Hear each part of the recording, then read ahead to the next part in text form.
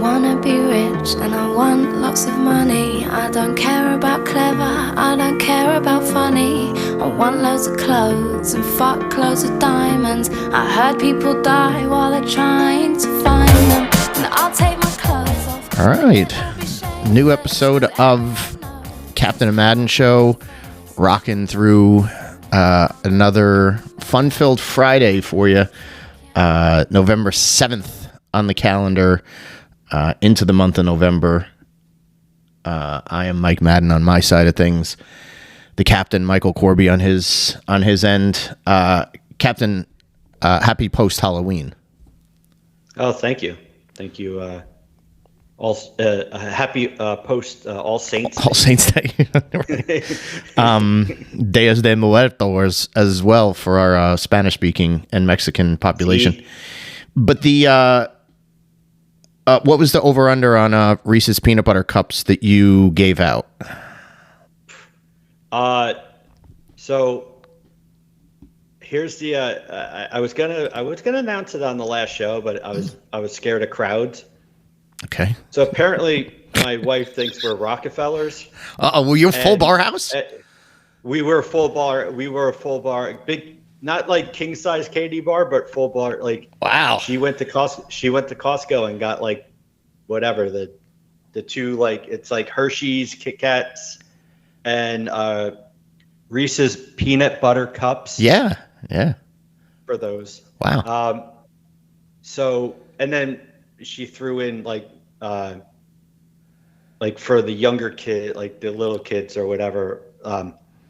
She had like the little bit, the things that we said we both hated, Nerd, Sour Patch Kids, and sugar candy. So needless to say, I have a lot of full bars left over because nobody came to this neighborhood. Wow. I think there's under 20 people that actually came and trick or treated at that. Ooh. So, yeah, my it's like now I know, like I've never smoked crack, but yet when I ever see there's still time. Yeah. But yeah, it's like there's a Halloween bucket filled with candy bars by the door, and I'm like jonesing just to freaking devour this thing, and I'm trying to be like, no, you can't, like, behave yourself. Eat all the candy. Yes. All right. So what's the strategy though? Like with did you have any trick or treaters at all? You said you gave out literally like under. I think we had like around 20 people come to the house. Do you let them pick the candy bar that they want? Because you got full bars. It's not like you're saying like, here's like 2 pieces of everything that I've got, or like you're making a little treat bag. I basically held the bucket out and they looked in and picked out whatever they wanted. See, this is what I would have done. And this might have helped you give away more candy. Outside. But before you get into your strategy, just a quick note. Before the first trick-or-treater came, my wife, and my daughter all got two things of candy bar. Like, we got to pick 2 of them that we were and we stowed away. Yeah, no shit. Of course you were. Yeah. Thinking that if we gave away everything, at least. Yeah, you're rationing off for yourself. Listen, I'm not saying the Corby family is dummies. There was a Reese's and a Kit Kat that went into the fridge for myself. All right, good move. So before we gave out anything. Okay. Follow me on this one. Yep. What you should have done, and consider this for future use, because the good ideas never expire. You hang a little sign on the door that says, "Please knock and be prepared to spin a wheel." Oh God. Okay. No. Then you have like on your phone. I have one myself. Should I come over next year and help you sort out candy? No. Okay. But anyway, then you have a wheel either on your phone or you create one. And then this is fun for the kids. They get to spin the wheel, and then whatever comes up on the wheel, you have like each of the candy bars like represented, or you have nothing. Or you give me one of your pieces of candy. Why don't I just say, dance for me, monkey, and then I'll depending on how your dance moves are, Well, I'll award you. Yes, this could be Bottom being you get a Reese's, or I'm sorry, you get a Hershey with almonds. Yeah. Top tier, you get a Reese's. Dealer's choice. But no. The idea, and that's a great idea. Like that sliver on the wheel could be just entertain me, Perform or for like me. play a game, and then you have a game prepared where they have to Entertain me, clown. they have to do the impression of the person that they're dressed up as, or like explain why the what they're dressed up as is what they pick. Like this is genius. This is right off the top of my head, by the way. If you had told me like, we just got like 8 trick-or-treaters and we had just so that we're all clear, like next year there will be no full candy bars. Well, if this trend continues, that every year we get less and less trick-or-treaters in my neighborhood. Yeah. Like I might just hand out like a bag of potato chips or something, because like feel like that could be on the wheel. Could take a lamp from my house, or like come in and use my bathroom. It's a work in progress. Here, you got a FYE playlist, in-store playlist. Yeah. You got adult number 2. Yeah, adult contemporary October. Fiscal period 3. Yeah. Hey, this one's got shared "Do You Believe in Love" on it. You're going to like this. Yeah, October 97.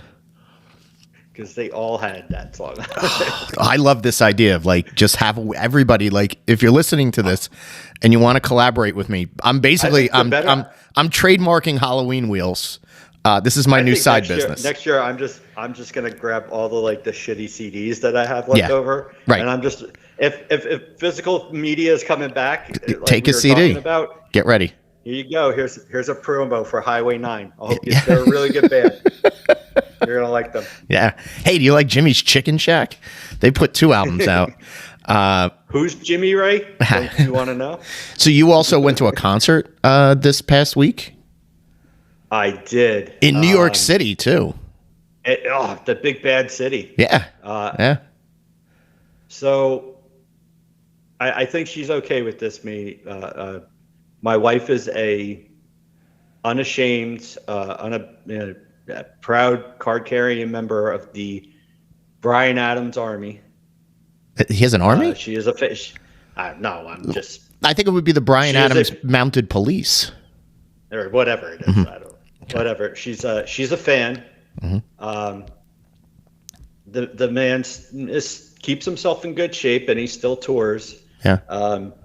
Which is always very convenient that it's always around a holiday or some sort of birthday or so. I believe this year I got her tickets for Mother's Day. Great. The show was Pat Benatar and Bryan Adams at Madison Square Garden, and wow. I splurged a little bit for my wifey, and we got floor seats. Oh, okay. Well, this is come hot off the topic. Which was kind of cool because I've never sat on the floor at Madison Square Garden. Well, okay. So there was that there is that kind of moment where it's just everybody else has to continue riding the escalators, and you're the first. Oh, this is our stop. You stay. Yeah. Pretty cool. Bye, guys. Yeah. And there was a little lounge area, I guess. Good to hear. Call it. Good to hear. That basically was for people that were sitting on the floor. Elitists. So that was, wasn't like an exclusive thing. There was a couple of thousand people that sit on that, so it wasn't like. Yeah, but was the shit free, or did you have to pay for it? No. It was you had to pay for it. Oh, okay, all right. It was just kind of cool that it wasn't in the grandstand area where the lines are 8 people deep. Right. True. This was kind of get in and get out pretty quick. So okay. And we had we had the last 2 seats on the end. Here's the story I did not tell you. I was holding it for the podcast. So Benatar comes out, and she's a solid show. her husband, Guadagno? who is now Neil Giraldo. That's what his name. Giraldo. Yes. I don't know. I don't know why all of a sudden it became Benatar and Giraldo. It's a marriage. They're partners in life and partners on stage. But whatever. Guitar plugged in a little bit too loud for like kind of drowned out her vocals a little bit. Oh, okay. He's got to realize his wife is, in her mid 60s. It's not 1984 anymore. Like, she can't belt like she used to, is what you're saying. I'm just saying, when they do songs together, maybe not play the electric so much, and maybe switch to an acoustic and do an acoustic duet rather than. Okay, all right. But note taken. They did the hits. It was a solid. I think they got like 45 minutes. So it was a solid. I mean, entertaining.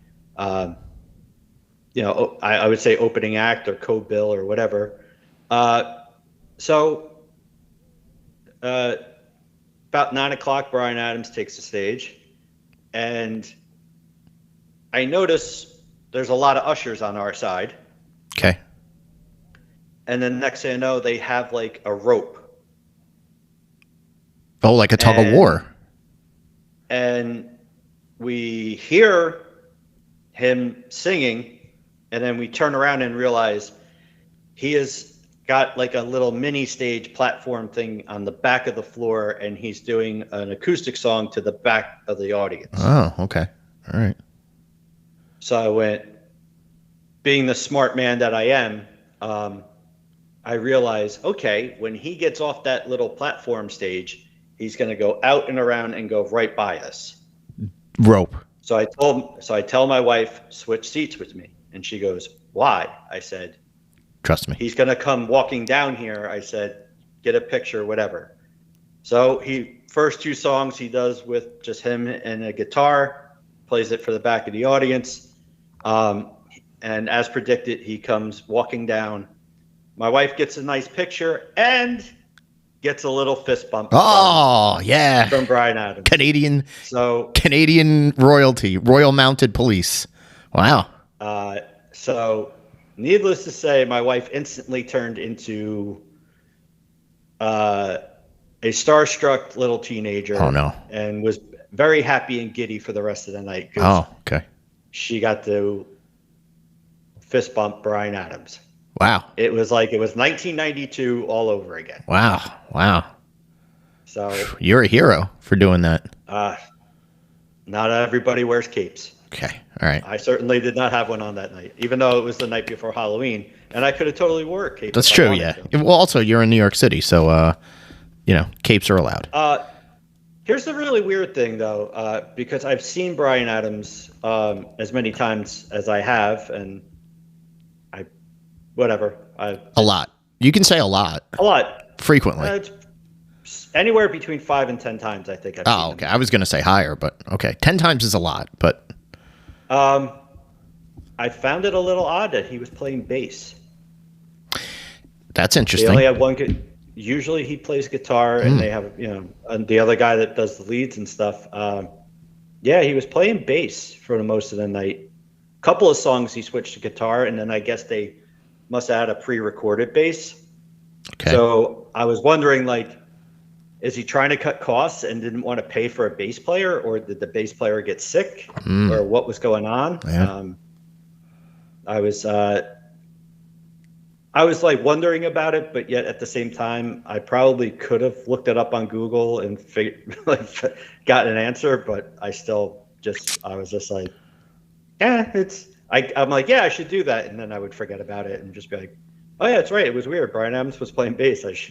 I should Google, why is he playing bass now? That's fantastic. Is it cost cutting, or is it, like I said, is the guy sick or something? I like that he's got your head in a pretzel about why he would pick up the bass for it's just the type of thing. He could have been playing bass for the last or he could have been playing bass the whole time. And it's no, I believe me, I know that he plays. Go on the liner notes. Liner notes. If he's played bass on the last 5 albums, maybe did he lose a finger and it's easier to play the bass? with less digits. It's not like oh my god, it's amazing. He switched from guitar to bass. He plays the bass like a guitar player. Yeah, of course. He's not like high. He's not slapping the bass. He's not slapping the bass. He's not, he's Be not lovely like a if he jazz did. guy or whatever. It's just, it's at his hip. He's strumming it along like it's a guitar, but he's playing bass. I'm curious as to. All right. I like this.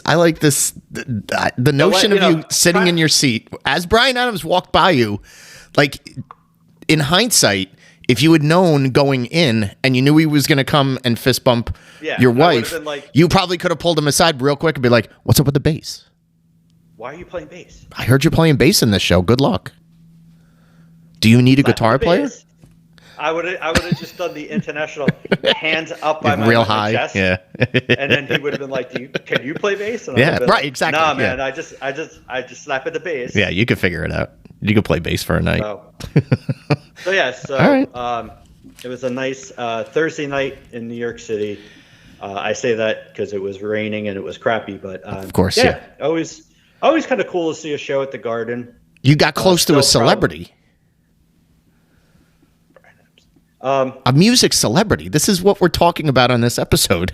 If it was the summer of '69, it'd be awesome. Yeah, right. Yeah, that takes you back. So I would say, I mean, of all the venues, I guess, in the area, I will say that the Garden always, there's something about it. The shows are always much better there. Mm-hmm. The sound is really great there. For an arena, you know what I mean? Like, sure.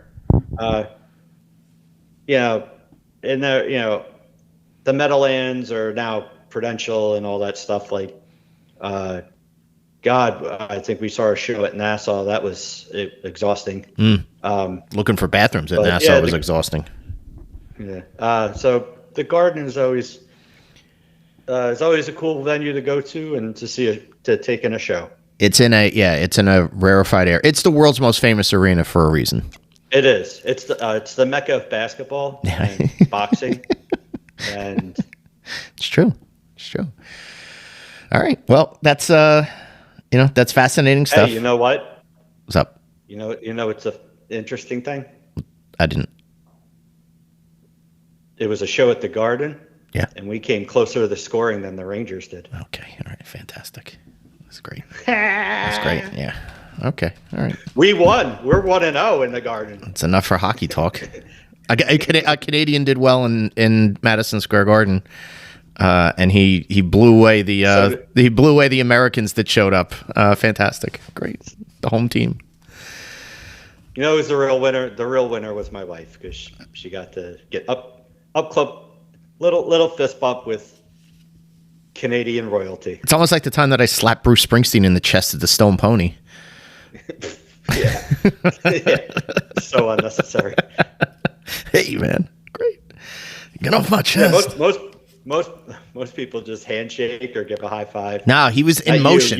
You Ric Flaired the fucker. He was in motion. I just gave him like Wahoo McDaniels with like. You backhand. God, no, it was palm. I didn't backhand him. I palm. You back. It was a shote. It was a shote palm strike. Anyway, enough of that. So let's get into this week's episode. The last of our. You don't want to talk about the election results? Oh no, not interested. Not interested. It's not what we're here for. So, so this is the last of our series of 4 episodes about the music industry, the modern music industry, and where it's sort of the status of it. We should have went with Barry Manilow. Looks like we made it as the intro. Oh, that would have been nice. Yeah, for the final. Looks like we made it. Yeah, so part 4, the final frontier. Yeah, this is it. This is the. All of us, we made it through. This is literally the citizens on patrol of our series. So, celebrity in music, or more importantly, musicians as celebrities. I think that's a better takeaway. So, I think this is something that we're kind of reiterating from the past episodes, is that the landscape has changed in the last very rapidly in the last 25 years or so, where in the current media landscape, it's tough to get the attention if you're sticking to just the thing that you do or that you're known for, right? So if you're a band and you're looking to become world famous, you can, of course, you can do that by being a great touring act or having hit singles. But if you want to reach a level of celebrity that everybody knows every member of your band, or if you're an individual singer, or instrument player, whatever it is, you have to have something that carries you beyond and makes you a little bit more. It makes you stand out a little bit more in this media landscape. I think it still has a lot to do with how I think how talented you are will still dictate if people pay attention. There's a lot of goofy personalities that are out there that just seem to it's almost like being a one-hit wonder, right? You're a goofy personality, or you're showy, or whatever it is. You have your 15 minutes of fame, you flame out, and then you're kind of a recycled joke. But I think if it's staying power that is the thing that drives you, and making it a point where I don't care if it's my fans, or just people that like music in general. I want to be known by more than that. I want the everyday person out on the street to be able to look at a magazine and without reading, or look online and without reading any words, be able to say, oh, that's Taylor Swift, or that's Kanye West, or Robin Thicke, or whoever it may be. Like this sort of attachment to global and multimedia attention is really, in my opinion, that's what drives a lot of musicians these days. And to be able to branch out into other facets it was always there, but I think it's more highlighted, and it's more focused now on the ones that reach a certain notoriety. I don't know if you agree on that or not. Well, yeah, I do. Basically, I think my point is in these 3 episodes, along with yours, about the changing landscape is, not to get all sounding like Pink Floyd, but there's now the machine has changed. I think if you're an existing band or artist, you could kind of go along and be, part of the machine, and have your old hits played on, iHeartRadio, radio stations. You do the Live Nation tours at the Live Nation venues, and, become kind of like a festival / summer kind of touring band or artist, and you can make a nice living being just kind of going out there and doing that part of it. If you're, I think, on the younger side, and you want to, you have to break out of, you have to do something different than that. You have to, you think like somebody like Sabrina Carpenter, who started on television. That's how, but now is a global thing for her music, but it's also her personality. She's, she's on SNL as a musical guest. And then you think, I think it was a couple of weeks back, she was the host / musical. Yeah. And now you're seeing more and more artists do that now. Like you can't, like, you can make a living, and you can be somewhat famous and consistent, I think, just doing the same old, record an album, go on tour, blah, blah, blah. But if you really want to break out of that, if you want to be global, if you want to be a superstar, you have to find different venues of different ways, whether it's, you're not only recording music, but you're also in movies, or you're on a TV show, or you're on something that's on a streaming platform, and you're finding more and more, I hate to use SNL as a reference, but it's just, that's the thing now is like, it was very rare, I think, in our day for like maybe a Madonna would come around every once in a while, once a season or once every couple seasons, where she was the musical guest, also the host. Right. Now it's like a very common thing. It's Taylor Swift is doing it. Bad Bunny's doing it. Sabrina Carpenter. Lizzo,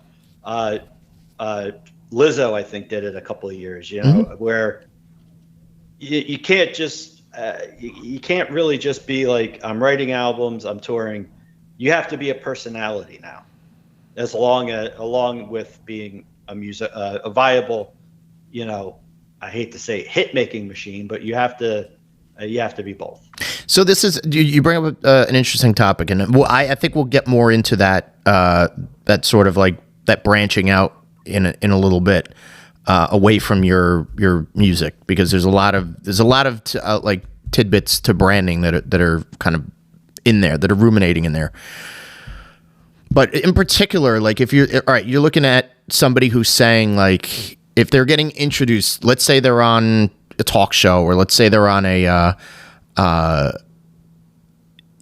award show, whatever it may be, like if they're getting introduced to stage to perform or to talk or whatever it is, back in the day, it used to be they would be multi-time platinum award winning artists, blah, blah, blah, or 2-time Grammy Award winner, 4-time,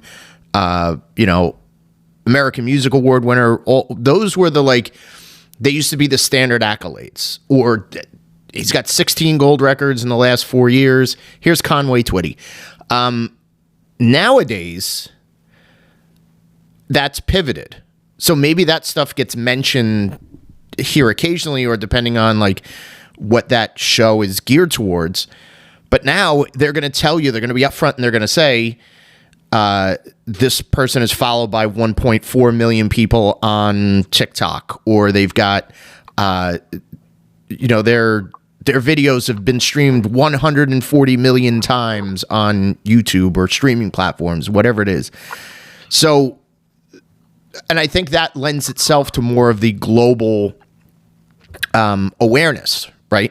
Because if your notoriety is built off of the fact that somebody in Istanbul can go onto their computer right now and pull up a video of, let's say, Bad Bunny, because he's actually a very good example of this. Like somebody like Bad Bunny that can brag about being a global superstar in those senses, because he overreaches language and cultures and and whatnot. So I think that's the thing that these artists today are trying to achieve that. So instead of saying like, well, I've sold 4 million copies of my debut album, I think it's more, the emphasis is more on, I've got 700 million people following me on Instagram, or I've got, this many followers on TikTok, or I have this many followers on YouTube, whatever it is.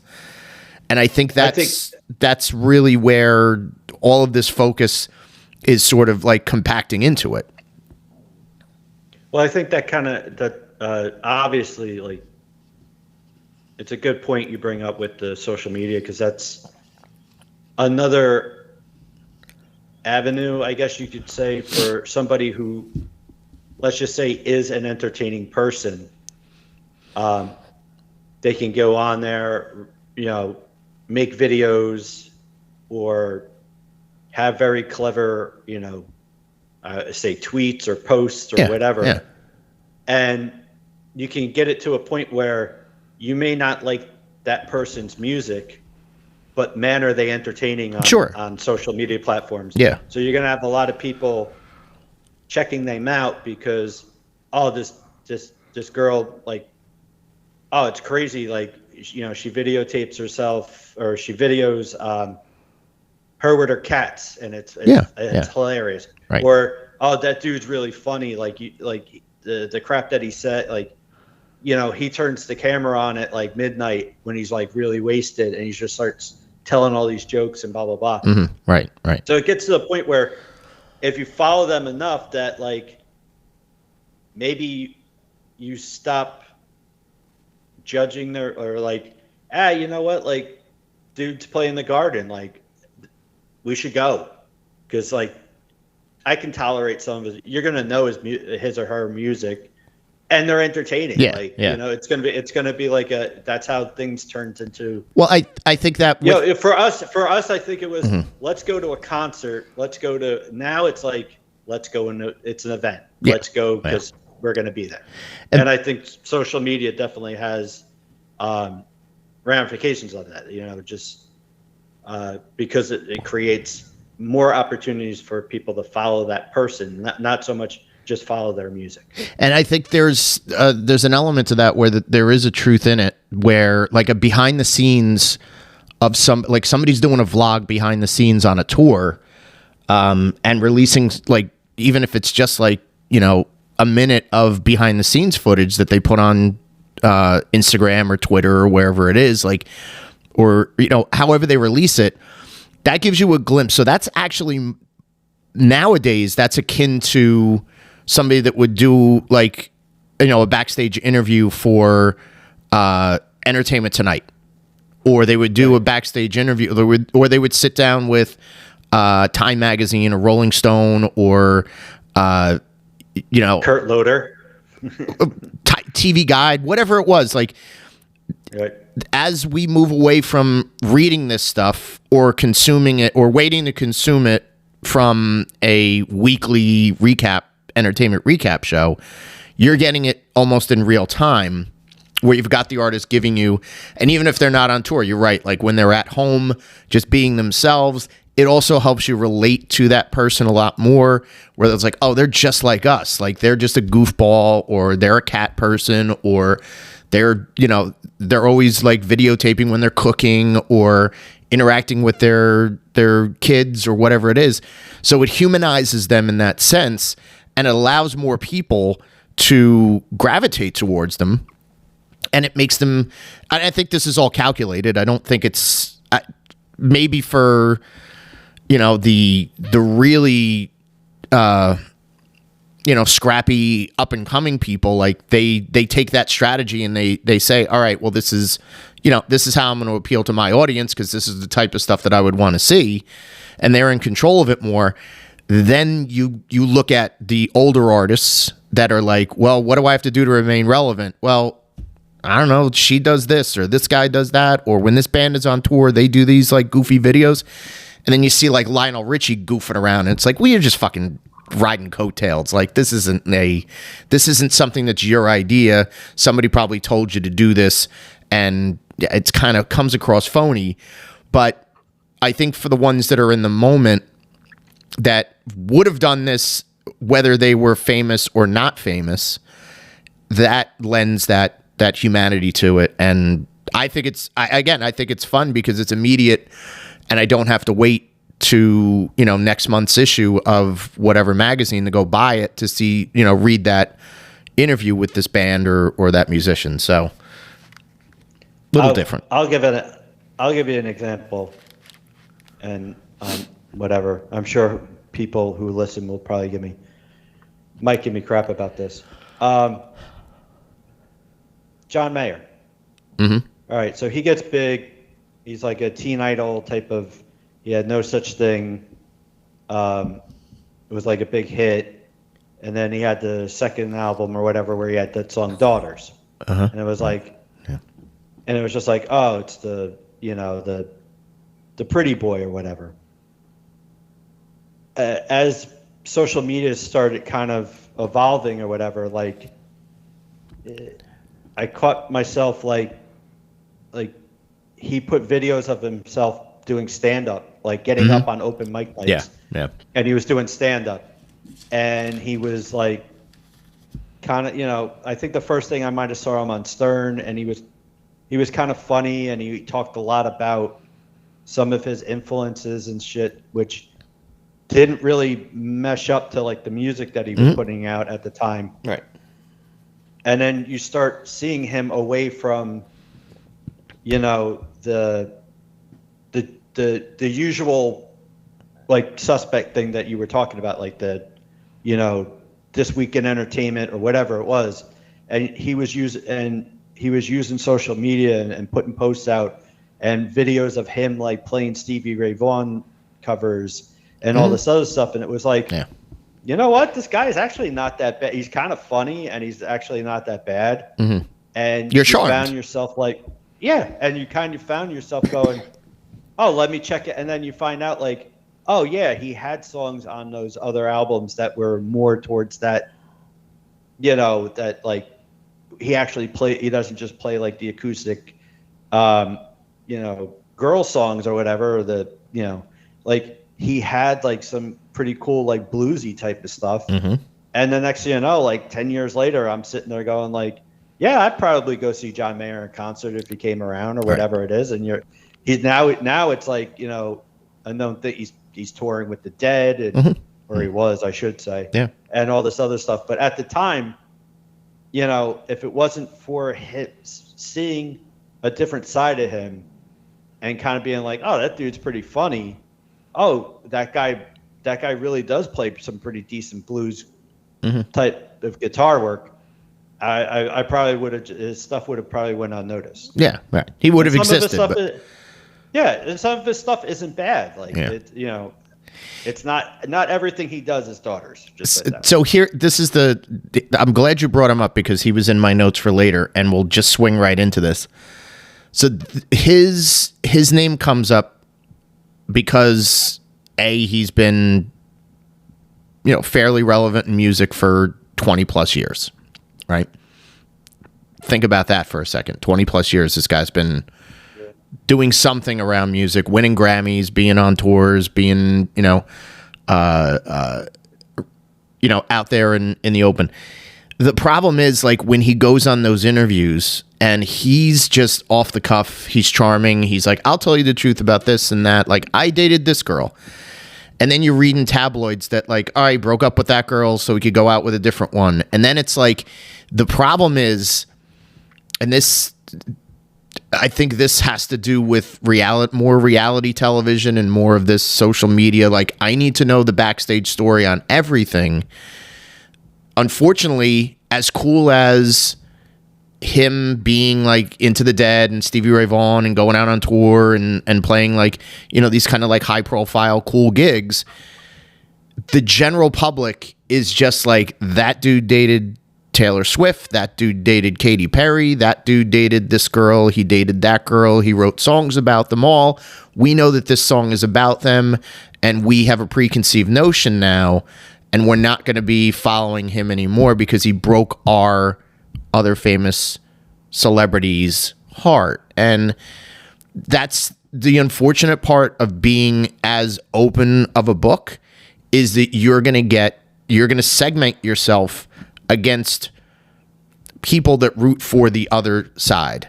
And I hate to say, the prevalence of this tribalism, I have to pick one side over the other side in everything, is just, it's baffling to me. It's like, well, you, the fan of celebrity A and you're the fan of celebrity A, and you're ride or die with that person.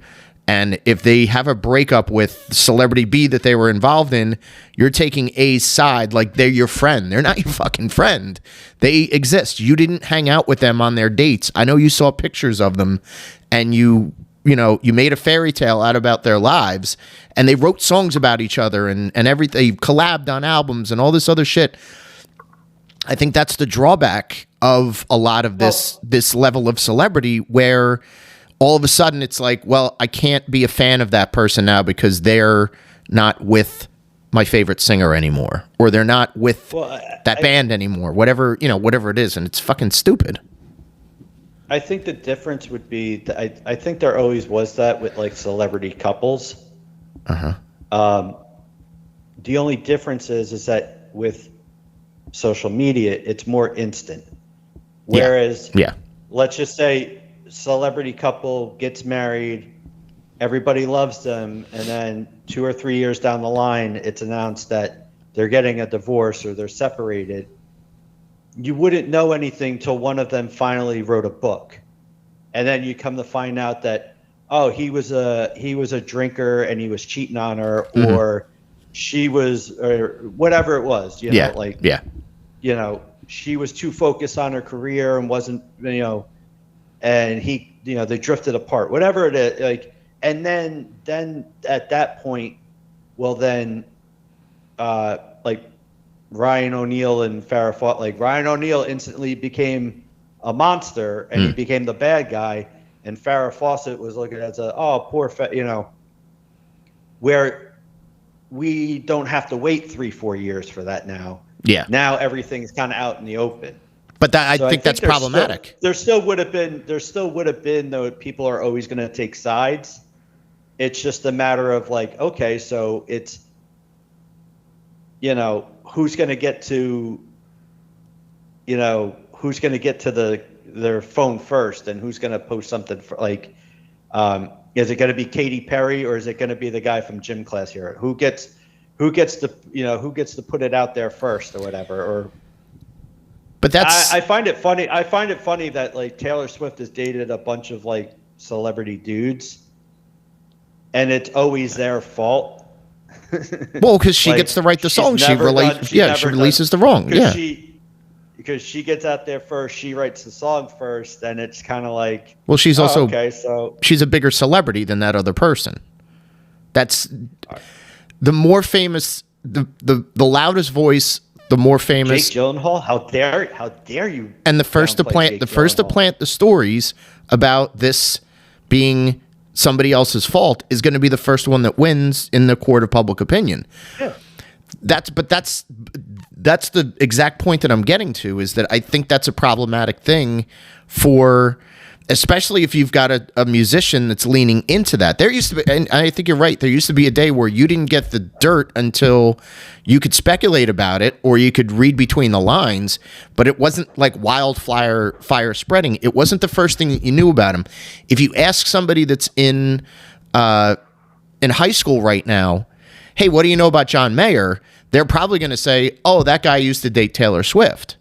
If you ask somebody in their 60s about John Mayer right now, they're going to say, oh, that guy just dated a bunch of people in Hollywood and might have an STD. But then you ask somebody that's maybe in their 30s to their 50s, they would probably say, put out a couple good albums, a little bit surprising in his, choices of women out away from it, but they could tell you a little bit more about it because they hit the wave before he became a tabloid boy or a social media joke, whatever it is. Like, so that's they make that choice to do that and to release that information or hitch their wagon to another celebrity, especially another musician who has the right to start writing. And especially somebody like Taylor Swift. And I'm not trying to like torpedo her boat here, but I'm going to say this with all honesty. She doesn't give a fuck about like spilling beans about who she writes songs about. She's not discreet about it. She's basically saying like, yeah, I dated around a bunch of people, and if they broke my heart, I'm using that for fuel to write another record. And you know what?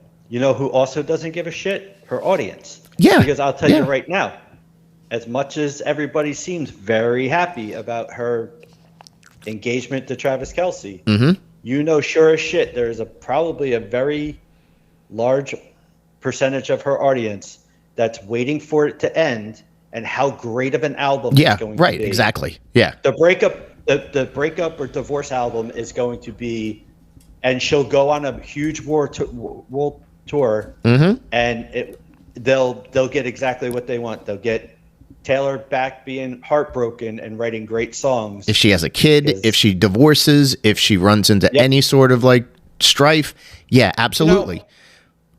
But going back to something you said like before about putting everything out there and stuff, like before social media, there were celebrity couples that use the media or use their couple, like their power or whatever. And there are always examples of people that, Sean Penn and Madonna. Okay, they're always viewed as, well, the tabloids and stuff broke them up. But if they really wanted to, like, they didn't have to hang out in LA together. They could have went, like, right, yeah. Look at Goldie Hawn and Kurt Russell. They somehow lived together, were common law husband and wife for years. And at one point, I mean, it's now, if you showed somebody who's in their 20s a picture of Kurt Russell, they're going to go, oh, that's the guy from Guardian of the Galaxy's father. Yeah. Kurt Russell was a pretty big movie star in the 70s and 80s. Of course. If he would have showed up at some bar or club on the Sunset Strip, there would have been tons of tabloids like, hey, what are you doing out without Goldie? What's going on? Blah, blah, blah. Like, and Goldie Hawn was pretty famous for her in her time. Sure was, yeah. So, like, if the two of them were out seen together, but somehow yet they did it by not always having to put their shit out there. Like, there's always Harrison Ford and Callista Flockhart have been married. They live in Montana. Nope. Tabloids don't go to fucking Montana. Yeah, like, you can avoid, you could be a celebrity couple and avoid everything. But I think the common person puts their whole life on social media. So just because, right. I'm not saying they shouldn't, but it's just the way that I think people younger than us, or even there are people that are our age that are very much, they take a picture of every food that they eat and have to post a picture of it, whatever.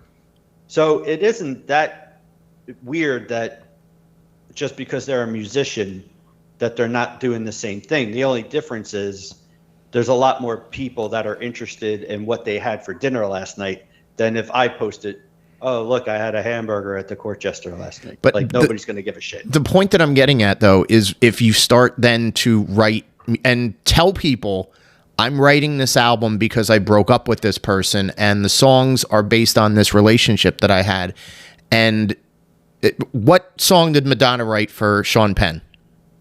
Do we know? No idea. Exactly. She probably wrote a fuck ton about him, but did Madonna write any of her songs? But that's not the point that I'm getting at. Is if you're a songwriter and you're part of your personality or part of your press kit, more or less, like your biography or your resume is very honest and writes personal songs about their life and leans into the audience figuring out through the song who this was about. Hip hop's terrible at it. Hip hop is just like, and for decades, hip hop has been terrible about it, where they're just like, we're name dropping this guy in a song, we're name dropping this girl, and we had a fuck relationship and blah, blah, blah, blah, blah. It feeds the wrong type of fandom because I'm not a fan of the music. I'm a fan of the drama. So therefore, I want to know, I can't wait for this album to out. She's going to spill the tea about this and that. It's like, well, do you really care about the words that they're singing, or do you want to hear and then share with somebody, ooh, shit, this is a diss track on this person. And it's like, but is it good? I don't give a shit if it's a diss track. Just tell me if it's fucking good. And that kind of goes to the different, last year's Super Bowl for a certain age group who had no idea who Kendrick Lamar was or any, like, they didn't get like that. People are going, why the fuck is Serena Williams there?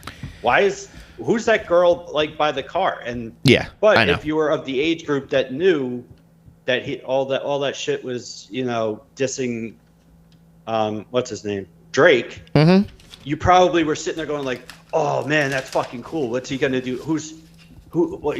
What's the next person, or what's the next thing he's gonna do? So that's why I argue that person isn't a fan of the music or the musician necessarily. They're chasing the drama of it, and they're saying like, "Ooh, well, they dissed this person," or all they care about is to just like at the second that like he says that line from that very famous song, everybody's like on their socials going like, "Oh, let's watch the comments come in," and it's like you're not a fan. You're not watching this to enjoy the performance. You're watching this because you want to then go divert your attention over to this thing and then read a bunch of comments. You know who they are? They are the kids and the grandkids of the fans who still to this day cannot hear Hotel California without mentioning that line where they cut with the Steely knives, but they can't kill the beast. Yeah. That's about Steely Dan. That's a diss to Steely Dan. Right. Those are the people that are now, their grandkids are now sitting in front of a television going, "Oh, Serena Williams is on there. That's a total diss to Drake." Yeah, I know. That sucks. It's stupid. It's stupid. First of all, how dare you bring up Hotel California on a podcast about music? That's strike one. Sorry. But strike two. I was trying to relate to the white people. It's an analogy. It's a very direct analogy, and that's where.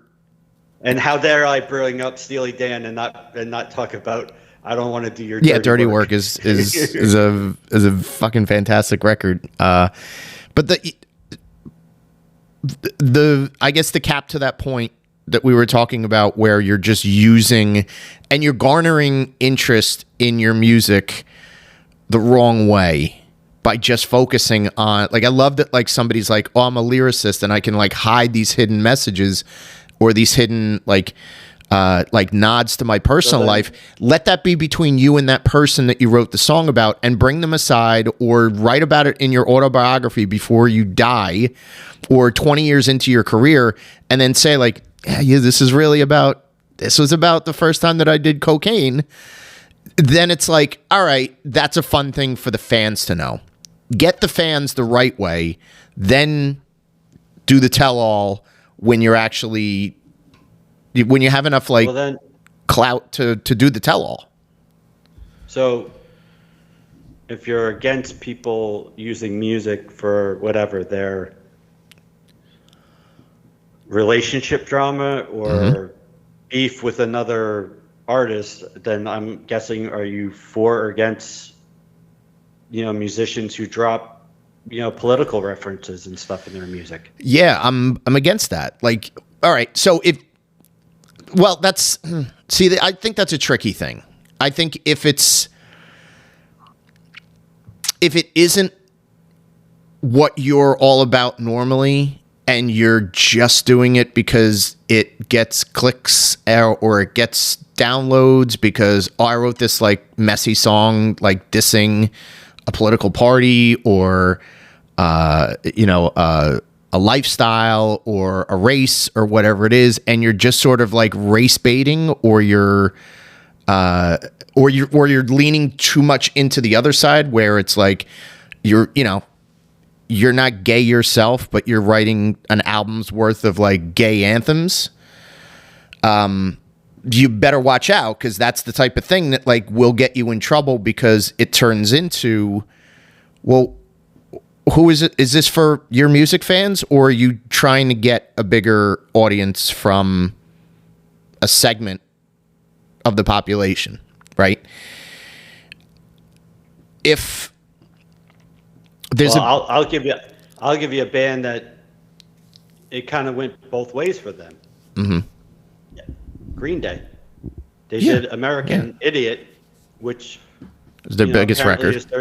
It's their greatest record according to all the critics. It was supposedly a very anti-George Bush album. Right. Yeah. And here we are 20 years later, and now it's supposedly it's like the lyrics are being so there's a large contingency of people who flock to that, and now that's kind of like their audience, I guess. People that are I guess on the left side, or people that are whatever, anti right wing or whatever. Uh-huh. Yeah. But they were supposedly a punk band who didn't punk is not, like, in my opinion, it's not supposed to like any politics. It's not supposed it's supposed to criticize everything. Yeah. Punk was, and it seems like that they were kind of like this fun band that never really took jabs at anything. Mm-hmm. And that's why they were always kind of like getting shit from real punk, fans or whatever. Like, they never take a stand on anything. And now here they are kind of swaying it to one side. And that's been their identity now for 20, 20, American Idiot's almost going on 20 years. Right. Being out. And that's kind of been their, they went from, Dookie as being their identity, all the songs off that, mm-hmm. to now everybody wants to hear them do American Idiot and wants them to do all the songs that are off that. So it's kind of, it kind of goes back and forth. Like, yeah, they still have, they sell stadiums out and stuff, but it's like, I don't know which audience, I've never been to one of their show. Is it the people that jumped on the train, for, our age group that jumped on the train for Dookie? Or is it like the younger kids that are on the, that heard American Idiot and seems to somehow relate to them now 20 years later? So this is, I guess this is a kind of a deeper deconstruct of punk music, which, I mean, whether you're going to argue Green Day's traditional punk or power pop, whatever it is. But so when punk first started, it was sort of it was an FU to, it was anti-establishment.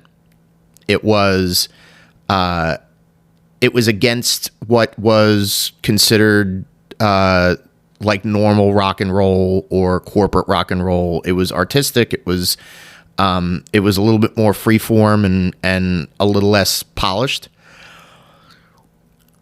The subject matter. It was about the attitude and less about. It was more of the attitude and less about.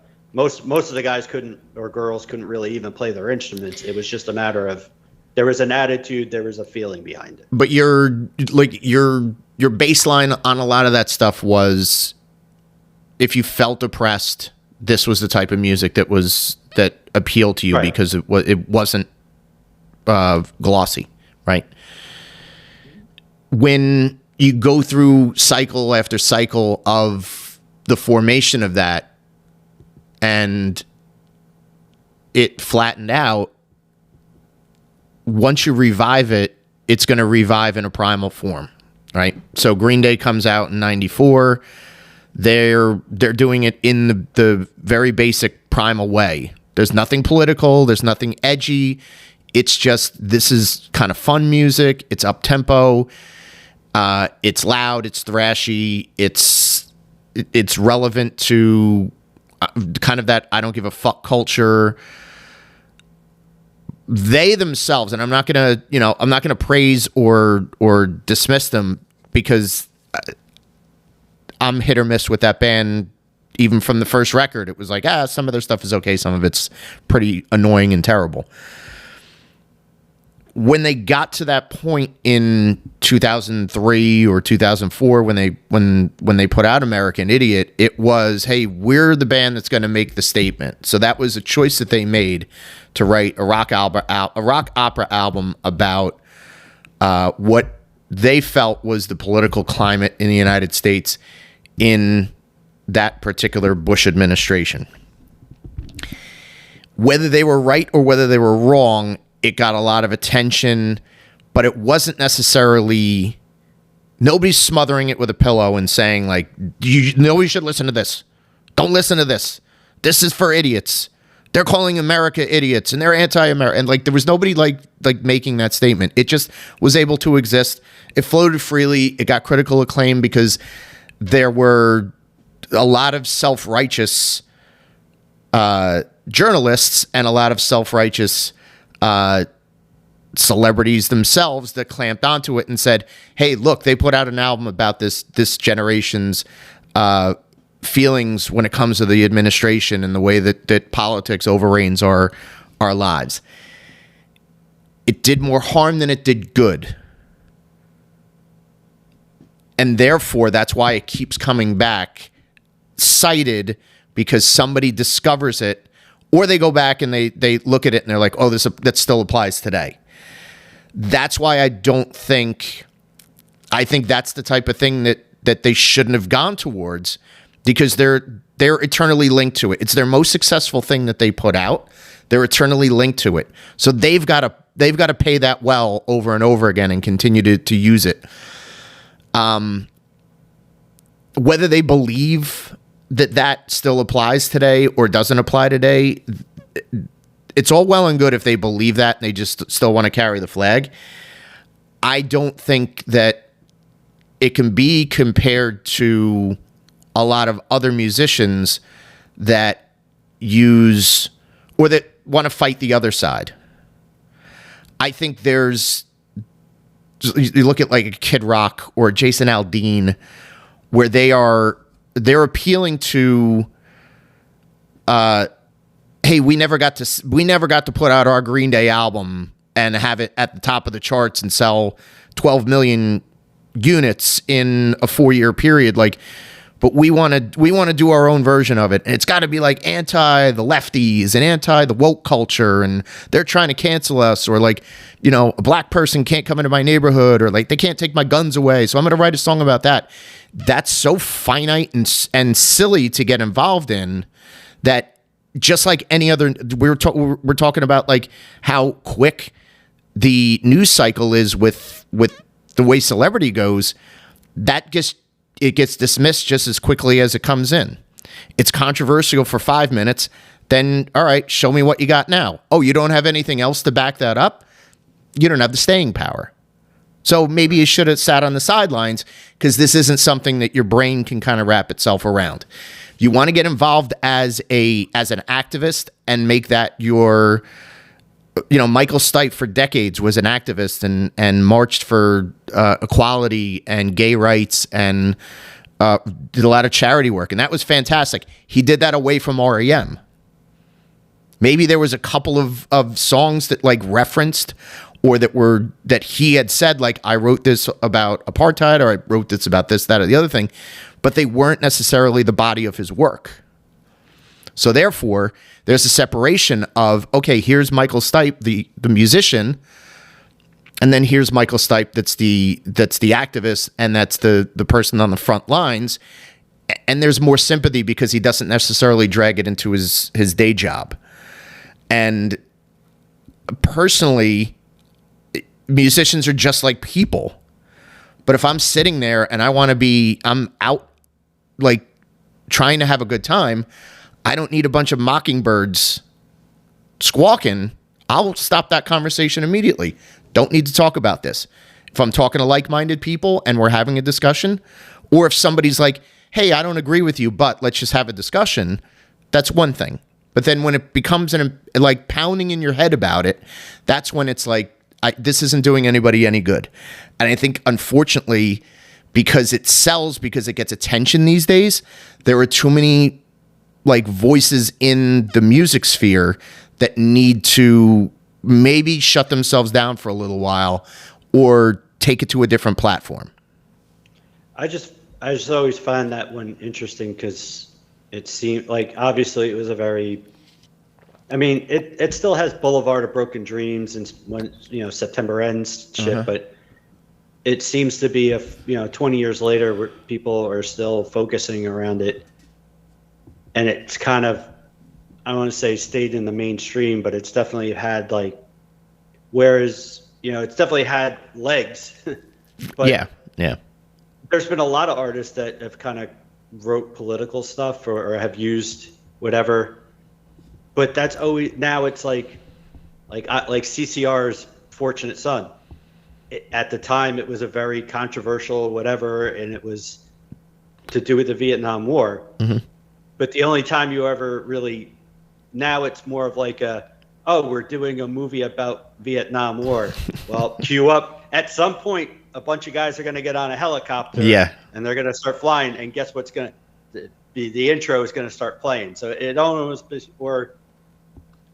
becomes like a timestamp of like, okay, we're going to do a documentary about police brutality in the late 80s, early 90s. Cue cue the NWA music, you know, Yeah. fight or whatever. It becomes kind of All like, here comes All Along the Watchtower. yeah, like Yeah. you know, it's just. But yeah, I guess there are some people that use their, I guess, celebrity for political issues, but. Yeah, but then when it becomes their whole personality is when it's like, well, turn it off because you're not getting anywhere with that shit. You're appealing to a segmented audience. You're not trying to be a musician. You're not trying to be a famous, you're trying to be a famous person to a group of people who probably never heard your fucking music before and are now like, whoa, he's pro this guy or he's anti this guy. I love him. And it's like, they're going to love you for fucking 5 minutes and they're going to forget your name at the end of this news cycle. Kind of like Sarah McLachlan throwing off her music in those ASPCA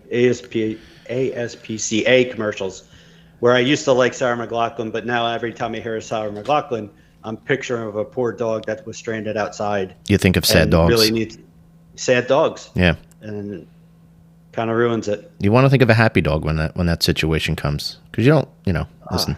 Happy Scrappy Hero Pup. Hero Pup. Happy Scrappy. She loves it. Obviously.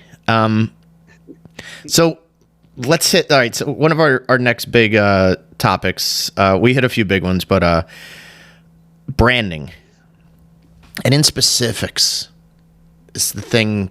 This is a trend over the last few years, and you don't just see this in on like a entertainment news program. You don't see this on it's not just advertised on YouTube or in certain spaces. This is major brands that are signing up celebrities to do an exclusive marketing campaign with them or an exclusive collaboration with them.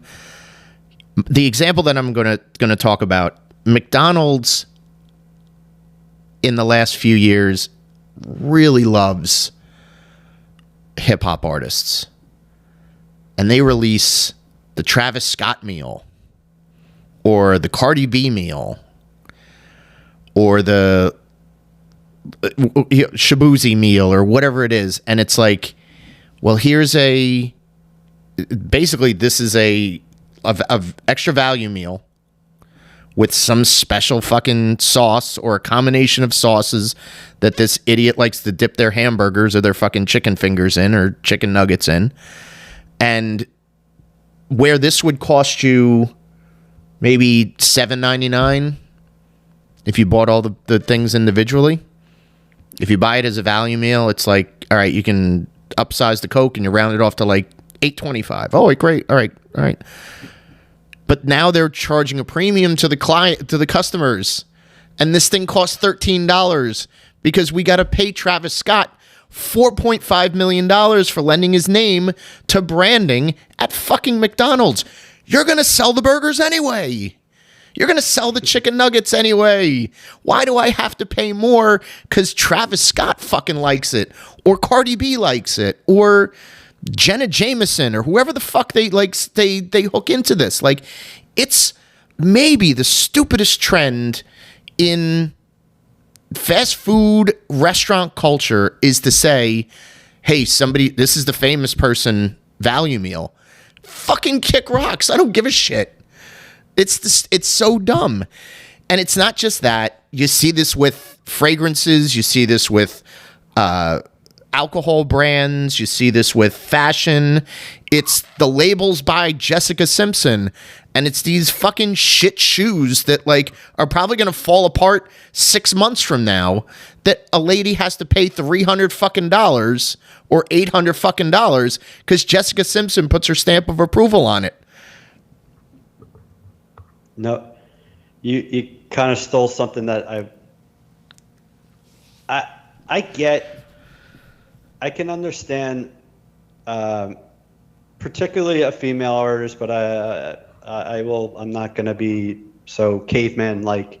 I guess there are male artists now or whatever that have fashion lines. Mm-hmm. I get somebody who, go back to the old days of like the share type of thing or whatever, where If you went and saw Cher in concert, it's 2 hours, and she probably wore 20 different outfits. Mm-hmm. So then someone's like, wow, Cher has really great fashion sense.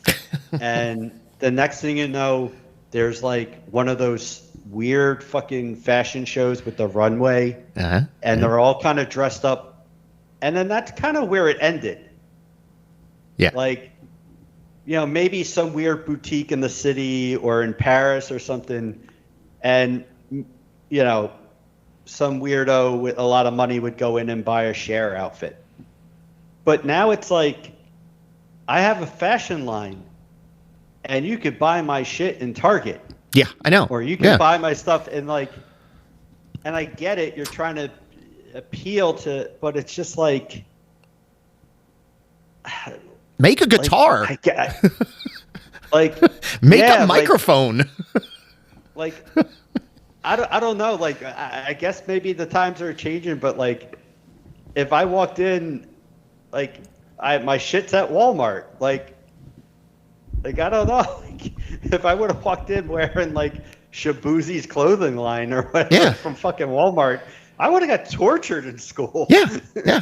Oh, those look like, those are really fancy jeans. Oh, these are Shabuzi's. Are those the Kid and Plays that you got at Kmart? Yeah, like, exactly. What the fuck? Like, I would have got like. Hey, did you see the dumpster? I saw you walk past the dumpster before. Care for me to throw you in it? Oh wow, you smell like disappointment in 3 years ago. Is that Britney Spears' perfume you're wearing? Like, it's just,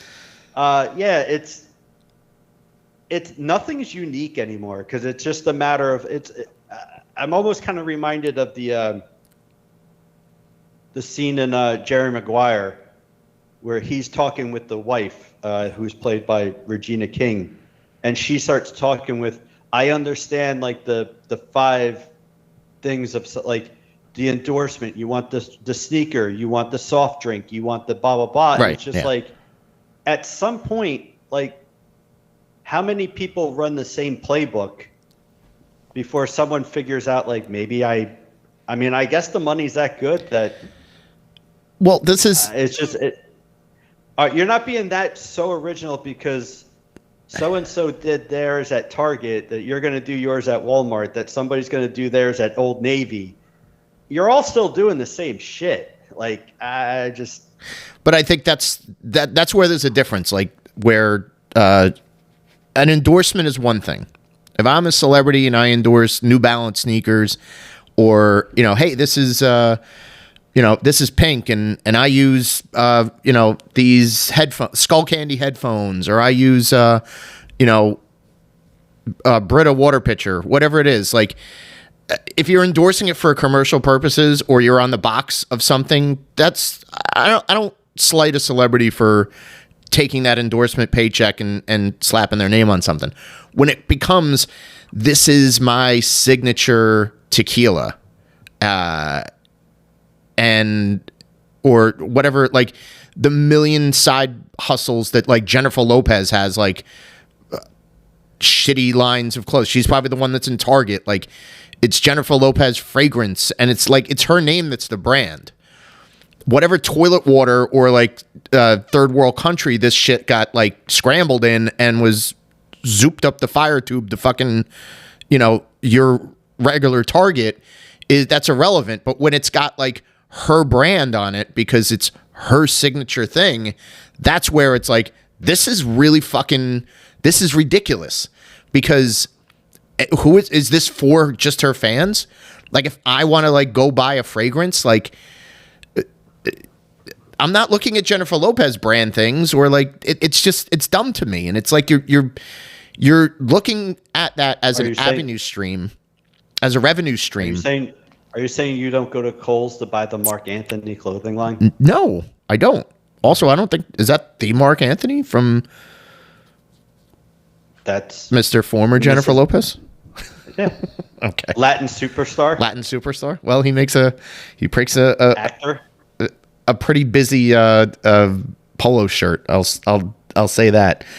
But I mean, I think there's there's always going to be, you know, a company a corporation that's got an idea and they're like, hey, can we slap your name on this?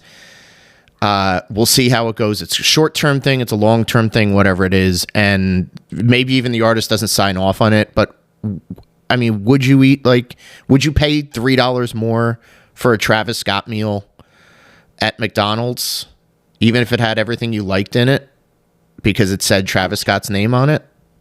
I'm trying to think off the top of my head while we sit here and like, I'm trying to think of like one thing that I bought specifically because, and I'm not trying to say this because like, oh, I'm above everything or I'm not a sheep, blah, blah, blah. I'm just trying to think of something that like a musician that I really liked. Maybe you bought like had something. Here's the wheelhouse that I would put it in for you. I mean, outside of like, oh, I went out and bought a pair of flannel shirts. Like, I like flannel shirts. I wore flannel shirts before grunge, and I've worn them since. Yeah, but if they were labeled as like Pearl Jam flannels, you wouldn't buy them faster. I had like a couple of Rolling Stones hats. That would probably be the closest thing is like buying a Rolling Stone hat or a T-shirt with the logo, the lips and tongue logo is probably about as closest to like. But I've never went out and bought like Mick Jagger's clothing line. Right. Exactly. Okay. You know what I mean? That's like. Here's the only. I think the only way. Yeah, I would if I ever really if my playing skills advanced to the point where I would be like, hey, like, yeah, I would probably buy a Fender because a lot of the musicians that I like play Fender guitars. But I wouldn't necessarily feel like I had to get a signature. Okay. Well, you know what I mean? Say no more. Like if it was like a guitar that was designed by one of your favorite, that's what I was going to get to. A guitar that was designed by one of your favorite musicians, and it was within your price range,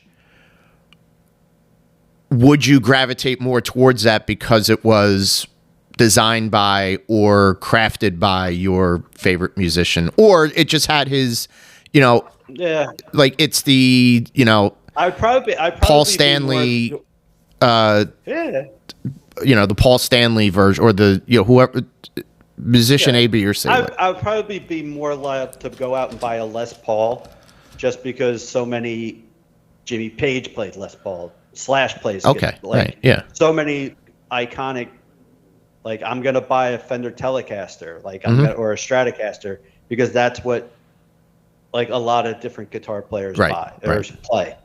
Like I don't know if I'm going out and buying Dick Dale's signature Fender whatever because I like Dick Dale guitar playing. You know what I mean? Like I'm not.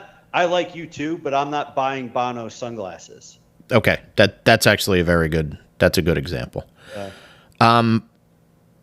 How about your musicians working outside of music? We mentioned it before, where you talked about Sabrina Carpenter doing SNL, and Bad Bunny. Both are good examples because she also comes from a TV background, so right. I'm all for like if the person has a little bit, like I like seeing a different side of like the musicians that I like, especially if they do have like a personality or and not all of them have to be global. Like you think on the lower side of it, like I like Dwight Yoakam's music. Yeah. I also think some of the movies he's that a good Dwight Yoakam has been, he's a pretty decent actor. Yes. You know what I mean? That's a great example. Or like, I was always a huge fan. We had talked about the Larry Sanders Show. You think of the last episode, how hilarious was Tom Petty? When they have all the different musicians fighting over who's going to play the last song to Larry. Like, I like that sort of stuff. Seeing a different side, whether it's comedic or if it's dramatic, like if they're in a like, you know, I don't mind that. It kind of gets a little when it seems like they're following the playbook. Like, well, you had the big album, now you got to go out and get the big. Yeah. Like, I wasn't annoyed that Bad Bunny was in Happy Gilmore 2 because I'm just so anti Bad Bunny.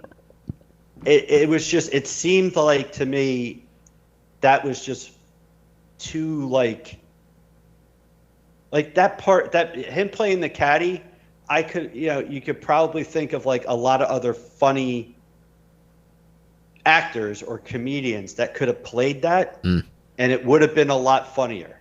Shoehorned. It's shoehorned is what it is. Rather than, oh, like Bad Bunny's in it. And you know what? Like, he's not that bad for, like, it would have been Bonnie. like, oh, you know, actually, I mean, he was in the movie, but like Marcelo Hernandez could have played the caddy. Yeah, and probably. It would have been really funny. Yeah. You know what I mean? Like, or I'm trying to think of like a younger actor, like comedian or actor that could have been in that part. Like that to me is just like, okay, we're doing a crime drama movie. Let's get this hip hop star to play one of the guys. Right. Like he's going to be the bad guy. Mm-hmm. Well, is that forced? Is he really good? Like, did he screen is it test just for like- this? Yeah. Yeah, like, Or does the is it star like- of this is work it for a- his agent? And yeah. yeah. Is it a cool one like Training Day where, you know, Dre is like one of the guys in the unit? All right, that's kind of cool because it's just like, yeah, it's Dre. He's like, and he's a bad guy in it for a couple of minutes. Like, you're not centered. He's not on the poster. He's not centered around. Where you're sitting there going, yeah, that was a really good part, but like, I could think of 10 other actors that could have really knocked that out of the park. But you went with the hip hop guy because you wanted a song for the soundtrack, and you want that audience to watch it is what you want. Yeah. So I do like the different side, seeing different sides of musicians. I think we were talking earlier about way back in the day with like different musicians used to host variety shows. Sure. In like the late 60s.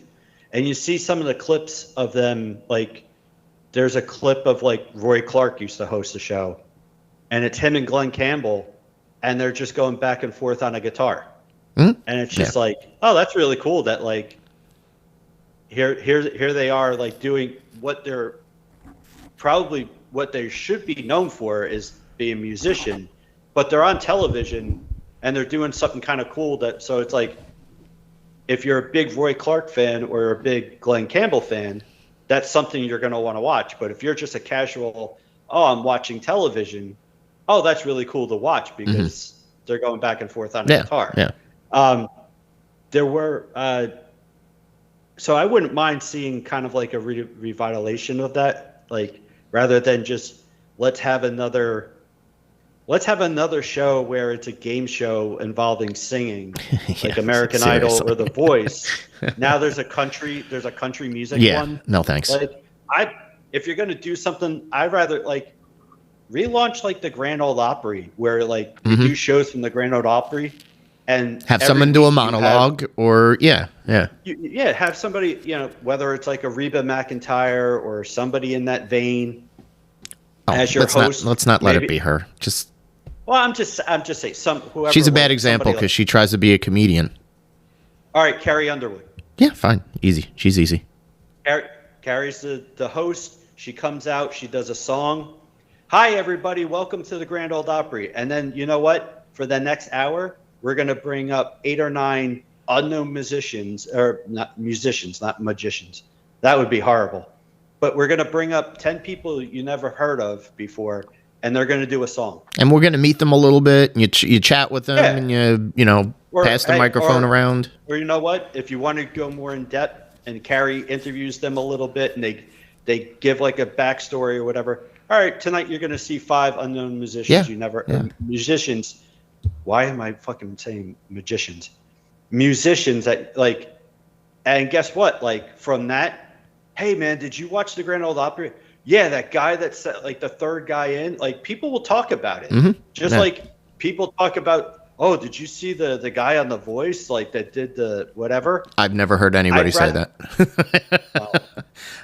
It's not my thing. People that are in it, you know what I mean? But like, I kind of like that variety show or like Kelly Clarkson. The rare occasion that I do get to watch her talk show, I think it's kind of cool that she has a house band and she comes out and she plays the song, just does a cover to start the show, and then she interviews people like the old Elvis Costello show that was on, I think it was IFC, where he would come out, he would do an Elvis Costello song, and then he would intro whoever the musician or the band was. He'd interview them. Then the band would do a song, or the musician, the artist would do a song. And then the end of the show would be the two of them doing a collaboration, either on one of their songs or an Elvis Costello hit. Yeah, exactly. And they would kind of go back and forth.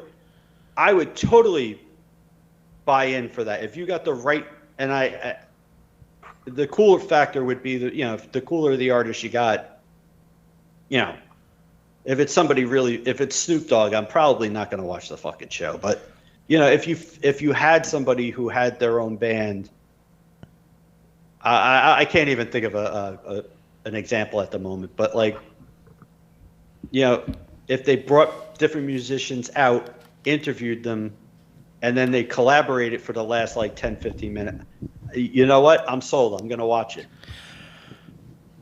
And that would be a way the brand, you know what, you could have your own show. You tape whatever, 20 episodes, and then you can go back and you can do whatever. You can write an album, you could go on tour, you can do all your other shit.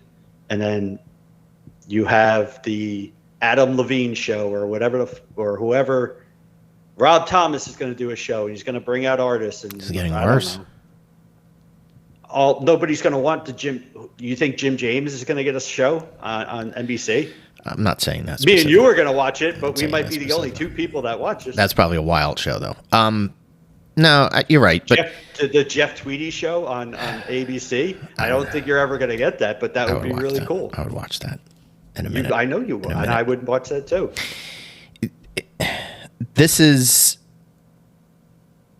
those types of shows would be great, and there are specials that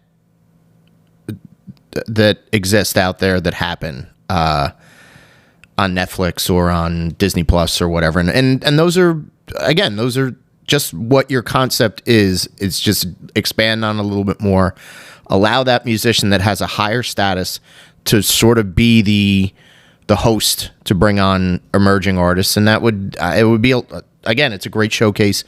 It probably would be super cheap to do if you could figure out the right avenue and the right place to do it. Know what they should bring back? Showtime at the Apollo. Of course, yeah. And bring Sinbad back. Oh, bad shape. What I don't want... you can't bring Steve Harvey back. Or, no, yeah, who's the other guy? Wasn't there a guy that died? Bernie Mac. Bernie Mac. Yeah, Can't bring Bernie Mac back. Boy, I wish I could. Yeah, no, that's a lot of interesting insight and you know, the idea of reviving a music-based variety show would be a lot of fun. I just want to I had a note here about musicians that working outside of the music spaces. Did you know? Well, we brought up Bad Bunny before. Did you know that Bad Bunny's got, I think, 2, maybe more professional wrestling matches under his belt? Did not know that. And made a decent showing of himself, which, of course, like opened the door for more musicians to want to get involved. So you want a Bad Bunny, David Arquette? Like, no, I don't. I don't care if they can pull it together for like one match, that's fine, but it's becoming more prevalent. And it's Jelly Roll just worked for WWE at SummerSlam. Well, here's the example of somebody who I've tried to listen to a few of his songs. This dude, I can't. He stinks. Oh, But, did you watch the SNL 50 thing? Yeah. They brought him out and he did like a medley of Johnny Cash songs. He stinks. But he's unique. And he's got a personality. So he keeps getting invited to things, or he keeps raising his hand and saying like, "Hey, we're thinking about collaborating with a musician. Like you're the agent for one of our wrestlers, or your guy knows The Rock or whatever it is. Like, who do you got on your Rolodex?" And Jelly Roll's first on with his hand up and said, "I'd love to be a pro wrestler and train for like a match." And it just put a bullet in my head. Listen, celebrity involvement is always floating around pro wrestling, and it doesn't really kill me all that much if it's a one-off. But it just seems like that fucking Jelly Roll guy is in everything. He's hosting the CMAs. He's hosting Saturday Night Live. He's going to be the next one that's like the musical guest and the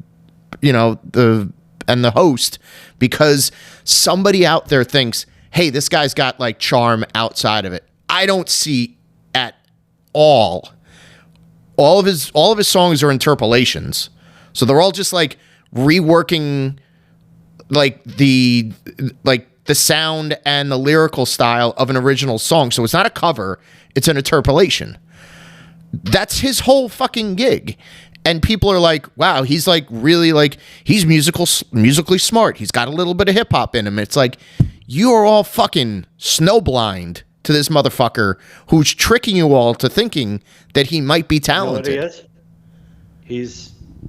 He is a generic, like, you know how like there's the real deal and then you can buy like a generic version of something?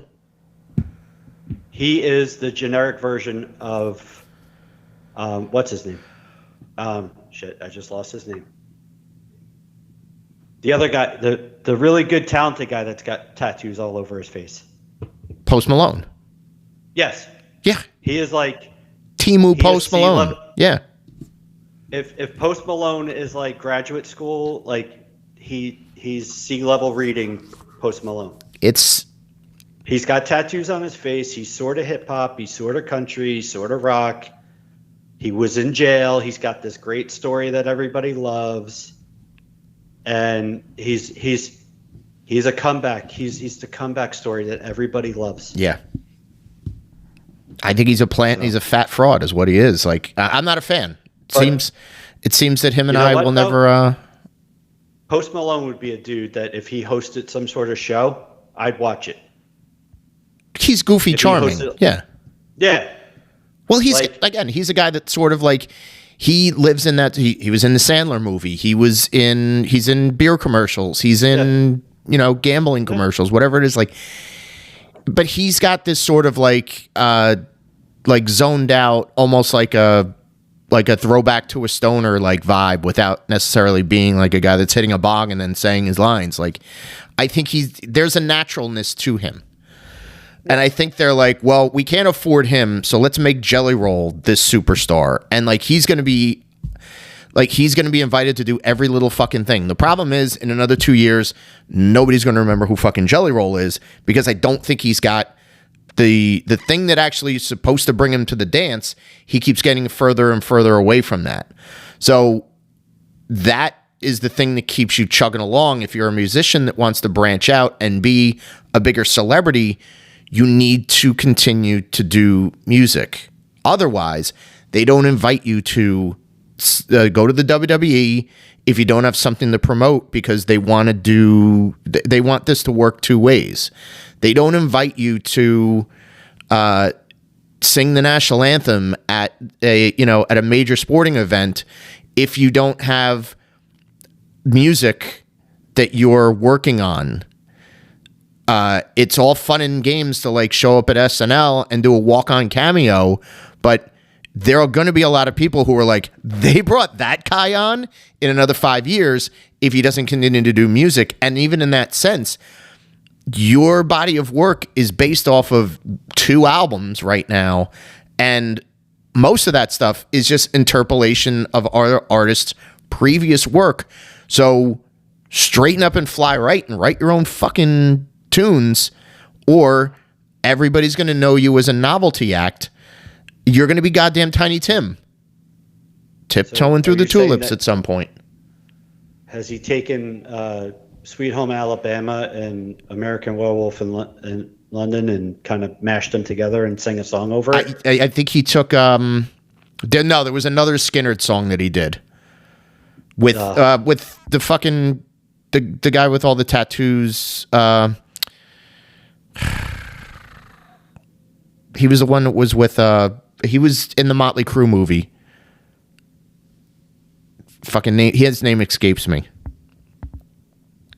But he's another one that's like this like, you know, kind of hip hop emo fucking hybrid idiot. God. Yeah, I know probably half the audience is listening to this like screaming his name, or they're like, we have to turn this off because he said bad things about Jelly Roll. Yeah, I think we lost people when I compared them to 3rd grade reading level. God damn it.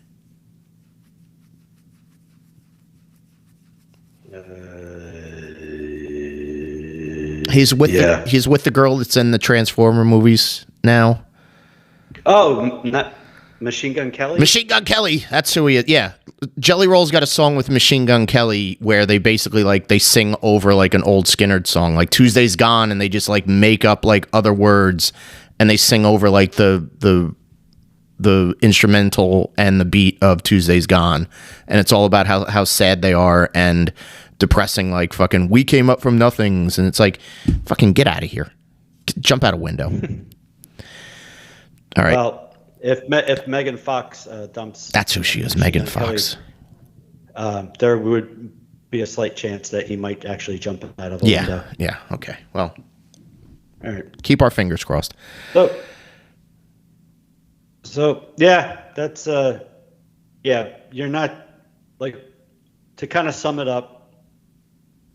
You're not going to be a superstar if you just decide to do the old playbook of, I'm going to write an album, I'm going to tour, and I'm going to do music video. Like, you have to do something outside of the old standards. You have to venture into movies and television or streaming.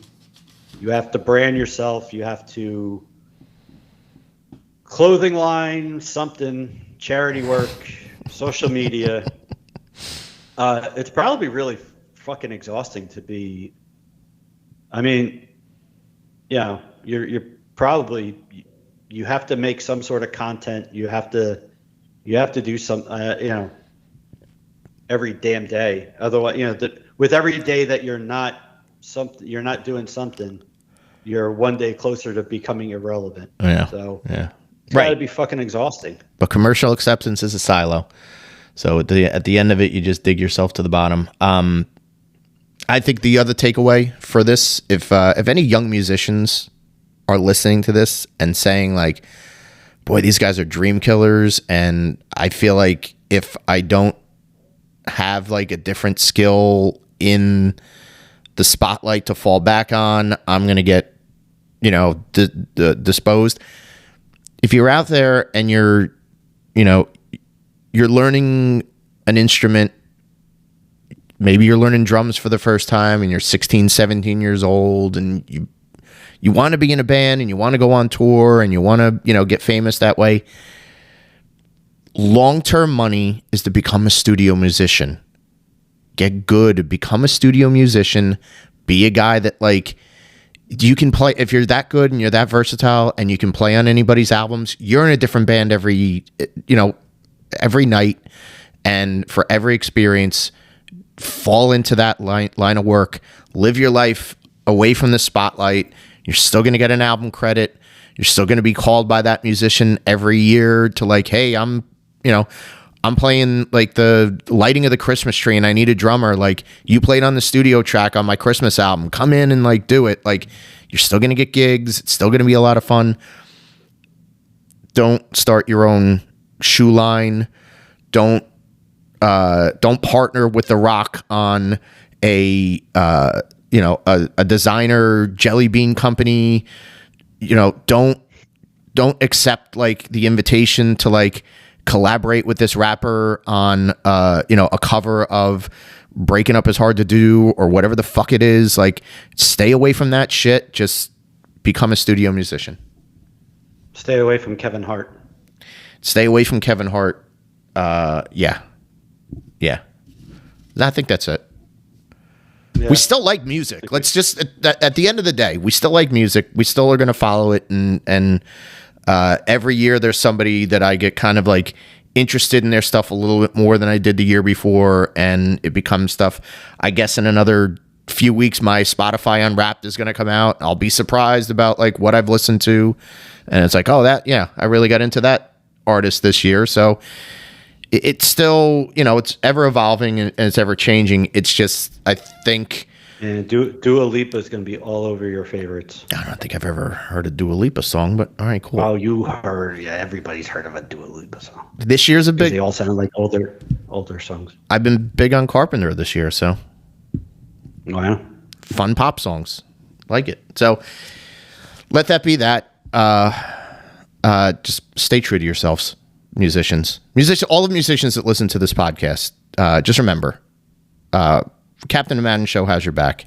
If any musicians want to come on, emerging artists want to come on and be interviewed by us, we will do our research and figure out who you are, and we'll give you advice. That's the best part, is hearing advice from idiots who've never done anything in the music business other than sell a few records. We have a ton of advice for you guys. We'll tell you. You can be in movies. You could be in movies. Just be in like movies that are made by cool people. Yeah, just be in the background. Just be in the background of something. Just you don't need like a featuring title. Just like 2 lines, you're fine. If it's like you're a divorced father who just no thanks. Out the window. Throw it out the window. Also, Here's the plot line. You die in a car accident, but then you come back as her favorite stuffed animal. Yeah, don't run as far away as possible. They could just AI that animal now. Anyway, don't date John Mayer either. That's another bit of advice. How about that? Or Taylor Swift. Yeah, exactly. And one way or the other, you're going to end up being a song. I know. Yeah. All right. That's the end. That's the end of our 4-part music deep dive into the state of the industry. I thought we had fun. So let's sign off. Tune in to next week when I start my 4-point investigation into the porn industry. No, I'm kidding. Well, I would do it. I would. That's a lot. That's a lot of research. I think I could figure out a little bit of time to take care of that. How much research you do? We're going to talk about each episode's going to be about 4.5 minutes. Yeah, I was going to say 20 tops. If it's got a good storyline, maybe storyline. If you finish one of those, you're a mentalist. So regardless, whatever. How could everybody be someone's stepmom or stepsister? Oh, yeah, no. Yeah, those are big families. Anyway, they're like soap opera families. Yeah. But either way, whatever our next topic is, we're going to come at it from our own slant. So Captain over here, Madden over here. We hope you guys have a good night. And we will see you next time. Bye, Mike.